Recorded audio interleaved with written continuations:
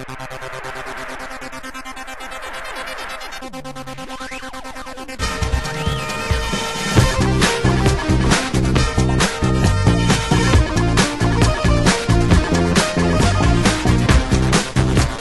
guys, welcome back. This is Mad Chat number 72, featuring one of the greatest sci-fi role-playing first-person shooters of all time, Warren Spector's Deus Ex. Your appointment to FEMA should be finalized within the week. I've already discussed the matter with the senator.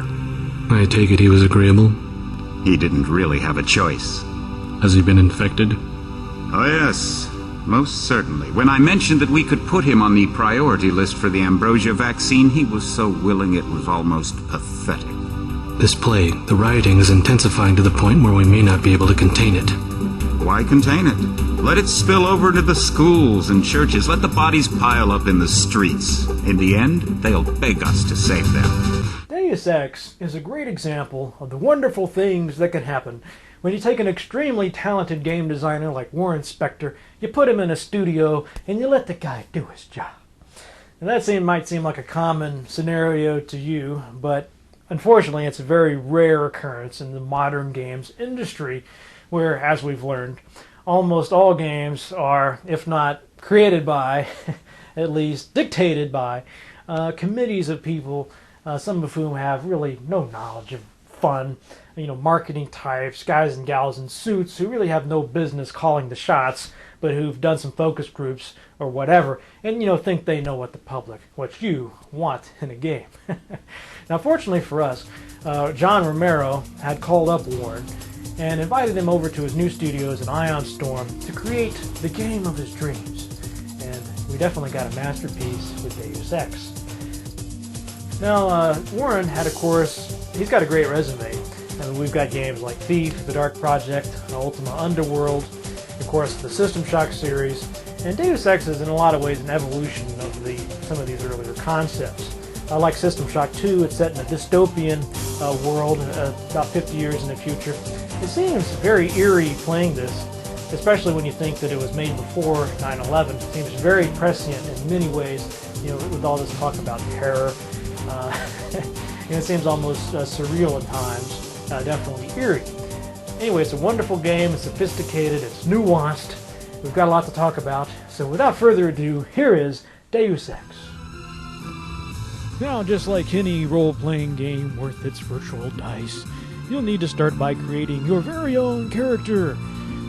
Well, you don't get too much leeway here. You can change his appearance, give him a real name. But what makes the game really cool are those skills that you see at the top of the screen. Now, these skills, of course, are what make the game special, and they really make a big difference. Some of these are obvious. You can specialize in pistols and rifles and so on. But what you really want to pay attention to are things like computers and electronics and lockpicking. If you have those skills, you will approach the scenarios and missions a lot differently than if you don't. A large part of this game is strategy and very tactical thinking. It's not just go in guns blazing and shoot everybody in the head.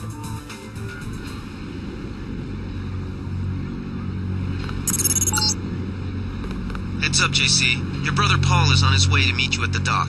The NSF is raiding the island and shots have been fired. I repeat, find Paul. I will monitor your situation from HQ. Paul, I thought you were in Hong Kong. Welcome to the Coalition, JC. I might as well start using your code name. Think I'd miss my brother's first day? Now, after you've completed the tutorial, you'll get thrown right into this very difficult action sequence. You'll quickly learn that you can't just rush in and start shooting. You're going to have to employ a lot of strategy. And you also start to get a taste for the themes of the game. Especially here, we have this theme of not using excessive violence. Even though these guys are terrorists, do they deserve due process? Remember that we're police. Stick with the prod. It'll stun your opponents or knock them unconscious. A non-lethal takedown is always the most silent way to eliminate resistance. Now, what I like about this part is that you would think that it would be the easiest way to play the game would be to use the prod and non-violent means of taking care of these terrorists, but that's actually the hardest. It's a lot harder to be the good cop than it is just to shoot these guys in the head. So, I'm reminded strongly of the Ultima games and Garriott's insistence that games should teach good moral values. I think we definitely see that here. Iron and copper. You could avoid a lot of fighting, though, if you found a back way to the statue. And you already see that this is going to be a game that gives you choices. You have a lot of choices that you can make, different ways to play this game that will have a huge impact on the story. I mean, you can even kill off some important characters and so on, and still the game will continue. It's a lot more of a true role-playing experience than you get even in some so-called pure role-playing games. Now, one of the things you'll learn about this game very early on is that a lot of the time a stealthy, covert approach is preferable to a head-on encounter. If you want to make a covert approach, remember the Academy's stealth course. Stay out of their field of view, walk slowly to stay quiet, and crouch behind cover. Or if you have to get your hands dirty, remember that a headshot is a lethal takedown. One of the problems I had with this game is I could never find enough ammunition for the weapons, and you really have to explore these areas and try to find the hidden caches that are everywhere. There seems to be a lot of hidden stuff in this game, which is an aspect I really enjoy. It's always fun to stumble upon a hidden cache.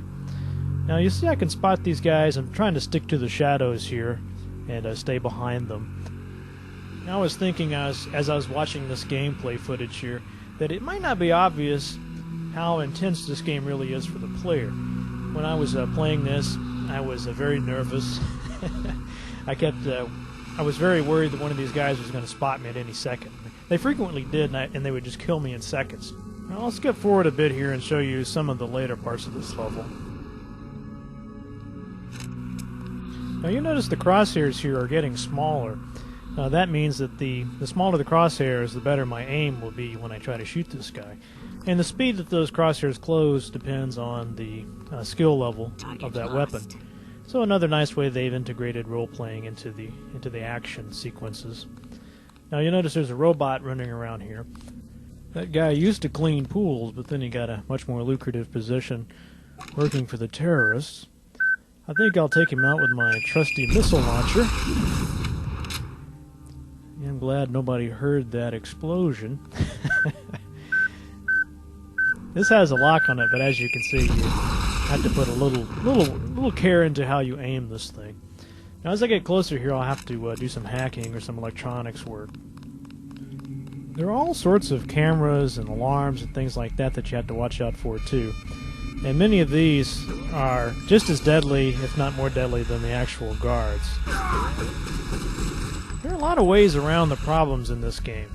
For instance, here, I may have found a pad earlier with a login and password on it that I could use to turn off this stuff. I can use my multi-tool to hack the camera and turn it off. I could just try to run past this stuff before it has a chance to kill me. I might be able to blow it up or destroy the machine gun. A lot of different options, and that's one of the things that makes the game so neat, is that you don't always have to do things the way that a developer thought you should do it. You can do things the way you think it should be done. Of course, I won't be able to... You can't do everything. You can't have the great lockpicking skills and the great hacking skills and the great electronic skills and be competent with the weapons, so I think that increases the replay value. If you go through the game once and you have to bypass a lot of crates and such and doors, maybe next time through the game you can master the other skills and see some of that content.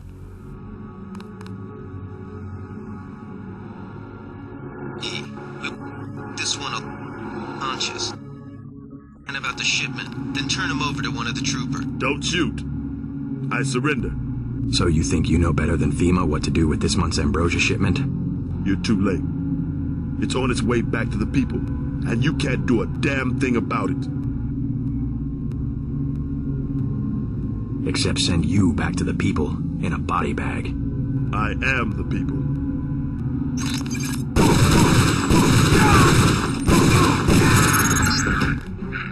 That might have been over the line, JC.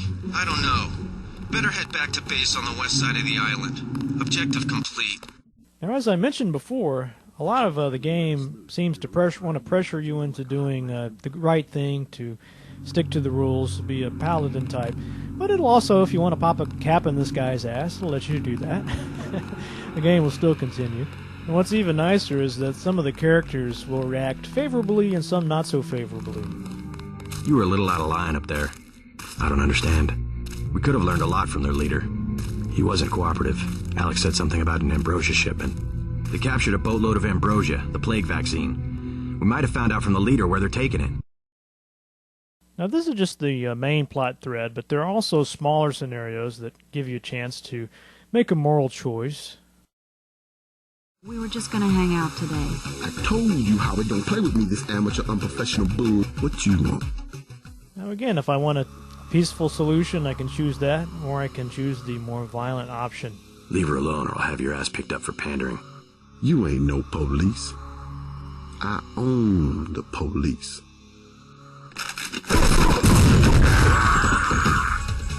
Unfortunately, I own the rifle. Thanks!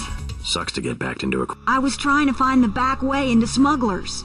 Now, I'm not exactly sure what all of the different repercussions might be for these decisions, but that's part of the fun of the game, is playing it and then replaying it and seeing how your actions affect this game world and these characters. Now, in addition to the skills and finding better weapons and upgrades for your weapons, you also have augmentation canisters, and these will have varying effects. You can decide how they will affect your character. But I thought this was a really cool addition to the game. It gives you even more flexibility in your gameplay and strategy. Now, probably my favorite aspect of the game, though, is the really great storyline. It's very dark. And the way it gets told is a lot of different ways. You might find newspapers and magazines. You have cutscenes, of course.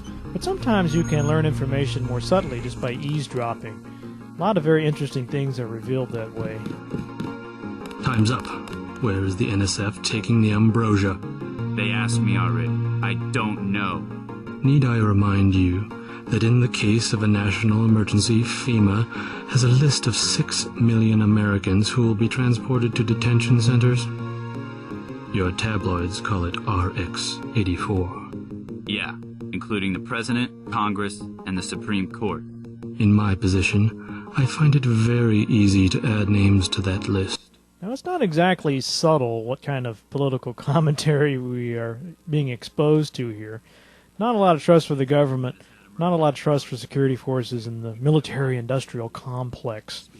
You just don't see a lot of this in most games. There's a level of depth here that you feel pretty good about. Now, this game was, of course, inspired by a large number of conspiracy theories and books and novels, fiction and nonfiction, and you can find a lot of this in the game.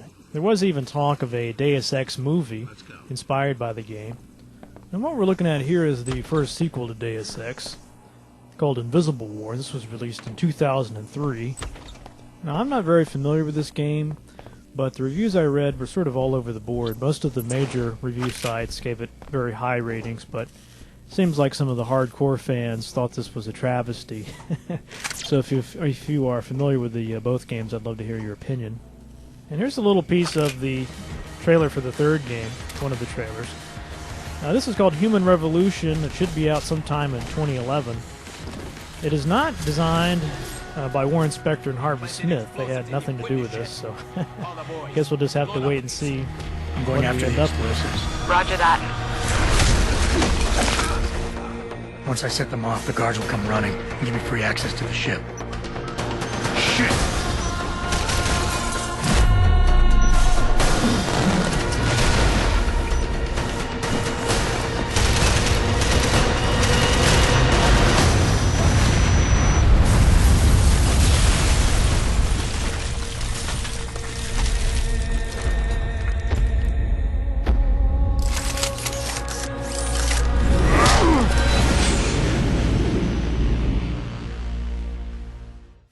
And that's all for this week's episode. I hope you guys enjoyed that.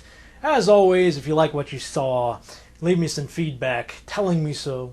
You can also join us at armchairarcade.com, where incidentally you can download Armchair Arcade Radio, our audio podcast. It's a great community of people who love vintage games and classic computing almost as much as you do. Love to see you there. Thought I would leave you with a quotation from the game. When due process fails us, we really do live in a world of terror.